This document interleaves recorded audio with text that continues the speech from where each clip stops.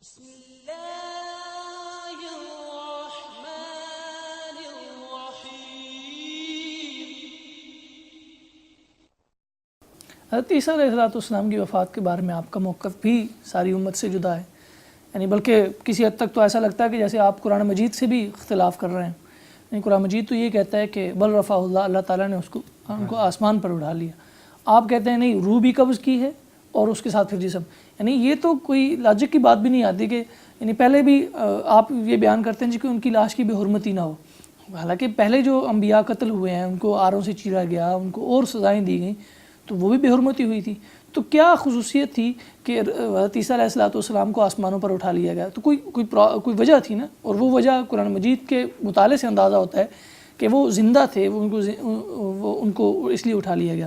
پھر آپ یہ کہتے ہیں کہ ان کے واپس آنے کا کوئی تصور نہیں، حالانکہ متواتر روایات موجود ہیں کہ جن میں یہ کہا گیا ہے کہ حضرت عیسیٰ علیہ السلام دوبارہ آئیں گے، اور سارا وہ پس منظر واضح کیا گیا ہے کہ کب آئیں گے اور کیا صورتحال ہوگی۔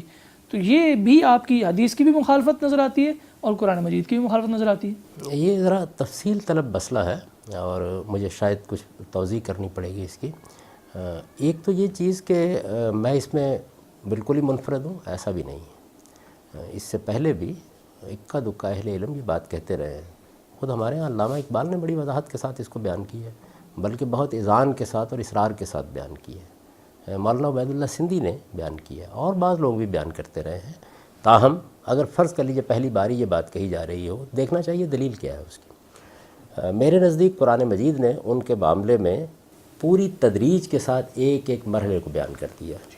زبان کا سادہ اصول یہ ہے کہ اگر ایک بات ایک جگہ اجمال میں کہی گئی ہے اور دوسری جگہ اس کی تفصیل ہے، تو تفصیل کو اجمال کی روشنی میں نہیں سمجھا جائے گا، اجمال کو تفصیل کی روشنی میں سمجھا جائے گا۔ یہ ایک مسلمہ اصول ہے۔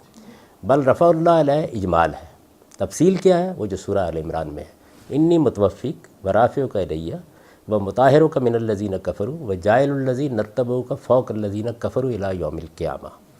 اس میں آپ یہ دیکھ لیجئے کیا بیان کیا گیا ہے، انی متوفق، میں تجھے وفات دوں گا۔ جو وفات کے معنی ہوتے ہیں وہی میں نے بیان کر دی ہیں، معروف معنی بلسان عربی مبین، کوئی اپنی طرف سے کوئی تعویل بھی نہیں کی۔ انی متوفق یعنی اس میں جو لوگ مجھ پر تنقید کر رہے ہیں وہ تعویلات کر رہے ہیں، میں تو صریح لفظ جیسے بیان ہوا ہے ویسے ہی ترجمہ کر رہا ہوں۔ انی متوفق، میں تجھے وفات دوں گا، ورافعک الیہ۔ وفات کا ترجمہ تو قرآن مجید کی بعض آیات میں وفات نہیں ہے، موت نہیں ہوا، کرینہ چاہیے ہوتا ہے۔ اس کی وجہ یہ ہے کہ جو لفظ بھی اپنے مجازی مفہوم میں معروف ہو جائے، جیسے مثلا اردو زبان کا لفظ ہے انتقال۔ اب جب میں بولتا ہوں کہ میرے والد صاحب کا انتقال ہو گیا، تو اس میں انتقال ان کا لاہور سے ملتان ہو گیا ہے، اس کے لیے کرینہ چاہیے ہوتا ہے۔ تو جہاں کرینہ ہوگا وہاں ظاہر ہے کہ لفظ اپنے معنی سے ہٹ جائے گا، لیکن جب کرینہ نہیں ہوگا کوئی، کرینہ باہر سے نہیں آتا، اس کو کلام کے اندر سے ہونا چاہیے، تو وہاں اس کو صریح معنی میں لیا جائے گا۔ تو انی متوفق کا میں وہی ترجمہ کرتا ہوں کہ جو اگر آپ کے ذہن میں پہلے سے کوئی چیز موجود نہ ہو اور آپ اس آیت کو پڑھیں گے تو آپ بھی کریں گے، میں تجھے وفات دوں گا۔ ورافعک الیہ، جب وفات کے بعد کہا جائے کہ اٹھا لے جاؤں گا، تو ظاہر بات ہے کہ پھر وفات کے بعد ہی اٹھا لے جانے پر اس کا عمل کیا جائے گا۔ یہ میں نے واضح کر دیا کہ رافعک الیہ کے الفاظ بلندی درجات کے لیے استعمال نہیں ہو سکتے، پھر الہ کا صلہ نہیں آنا چاہیے تھا۔ جب یہ آ گیا ہے تو اٹھانا ہی ہے۔ یہ بالکل ایسے ہے، والد صاحب کی وفات ہو گئی، اب ان کو اٹھا لے گئے ہیں۔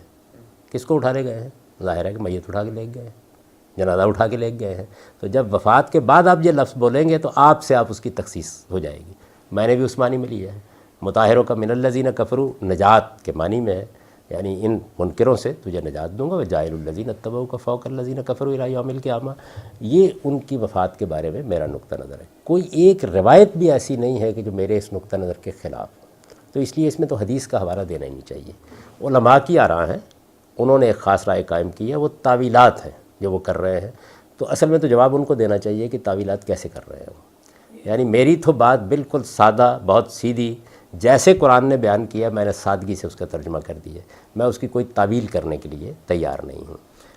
یہ پہلا آپ کا مقدمہ ہے۔ دوسری چیز یہ ہے کہ ان کے دوبارہ آنے کے بارے میں روایات ہیں، یقیناً ہے، میں نے وہ روایات بیان کر دی ہیں اپنی کتاب میں۔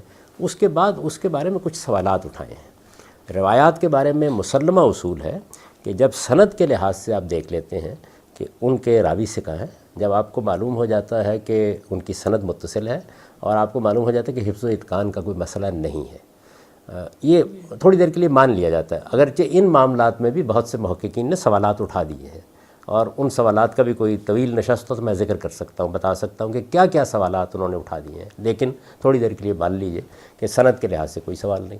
آگے پھر محدثین کا قائم کردہ اصول، اور بالکل ٹھیک ہے کہ یہ دیکھا جائے گا کہ کسی روایت میں جو بات بیان ہوئی ہے کہ اب قرآن اس کو قبول کرتا ہے، تو میں نے قرآن کے حوالے سے کچھ سوالات اٹھائے ہیں، اور جو لفظ استعمال کیا ہے وہ میری کتاب میزان کو نکال کے وہ دیکھ لیں، وہ یہ ہے کہ جب میں قرآن مجید کی روشنی میں ان کو دیکھتا ہوں، وہ بتا دی ہیں میں نے چیزیں ساری کی ساری، اگر آپ کہیں گے تو میں اس کا اعادہ کر دوں گا، اور یہ کہا ہے کہ اس کے بعد میرے نزدیک یہ روایت محل نظر ہے۔